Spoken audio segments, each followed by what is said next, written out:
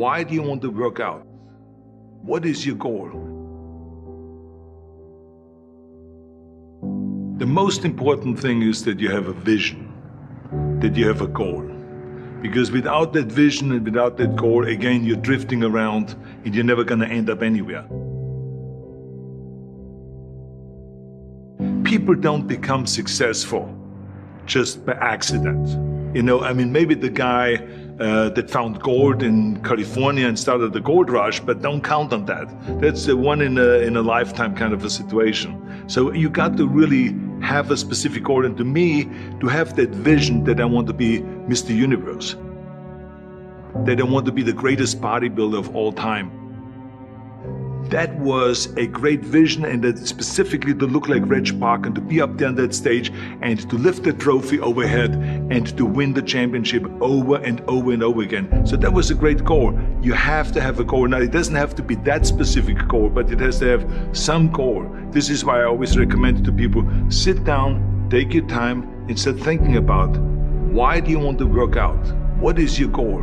And that can be as crazy as it is. It could be, I want to impress girls. If that's your goal, so be it, but it motivates you. It could be that you're emulating a certain, bodybuilder or a certain football player, a certain boxer, whatever it is. Have those pictures put all over the wall like I did when I was a kid. I put pictures of Reg Park and of Sonny Liston, of boxers and of Ali and of powerlifters and weightlifters all over my bedroom, wall. So that every day when I go to sleep, every day when I wake up, I look at those pictures and they motivate me. You need that motivation, and then therefore you have this kind of imprint in front of you all the time, and you know exactly what you're chasing. People always come up to me and says, why are you smiling? You're working out 5 hours a day. You're doing the same as the other guys, but the other guys have a sour face. They're pissed off that they have to do another rep or another set or something. I looked forward to another 1,000 reps of sit-ups. I looked forward to another 500 pounds of leg press or squat. I looked forward to doing more and more curls until my arms fall off. Why? Because I knew that every rep that I did and every set that I did and more weights that I lifted, I get one step closer to turning that vision into reality. So I was turned on by that. I was excited. I couldn't wait to get to the gym. And there was no room for any kind of I can't get my act together or anything like this, because there's only a certain amount of time. But the key thing again is have the clear vision.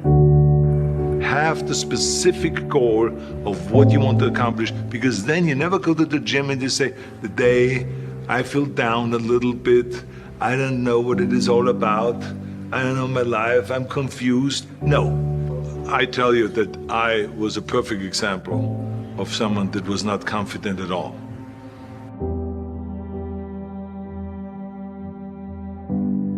I mean, when I was a kid, I was just like any other kid. I had my hang-ups and problems and all this.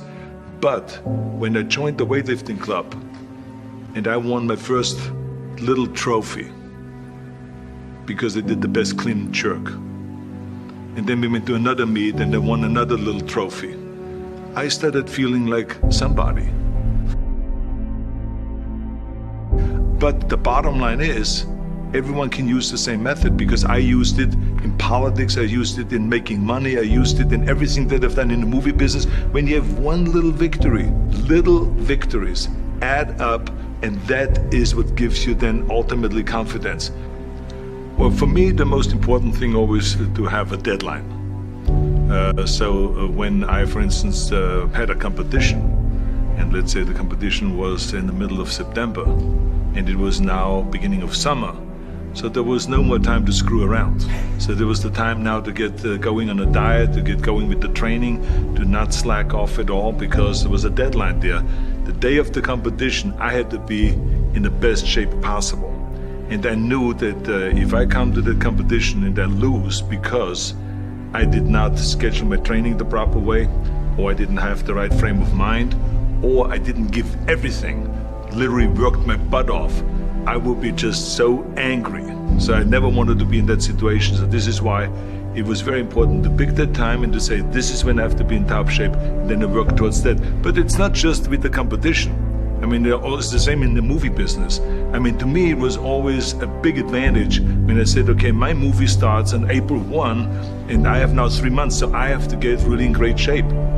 So you pick those times. It could also be that you have no movie and you have no Mr. Olympia or no Mr. America, no Mr. Universe coming up or any of those things. But you say to yourself, the summer starts in June. I'm gonna go to the beach in June, and at that time I want to be in great shape. So that creates an urgency that makes you really start training hard and taking it seriously. Because if you don't have a specific plan, then you wander around. I mean, you can have, as I've told you many times, the best ship or the best plane in the world, but if you don't have a specific goal where you want to go and when you want to get there, you just drift around and you never get anywhere. So this is why it is so important to create that urgency and have a specific time when you want to be in shape.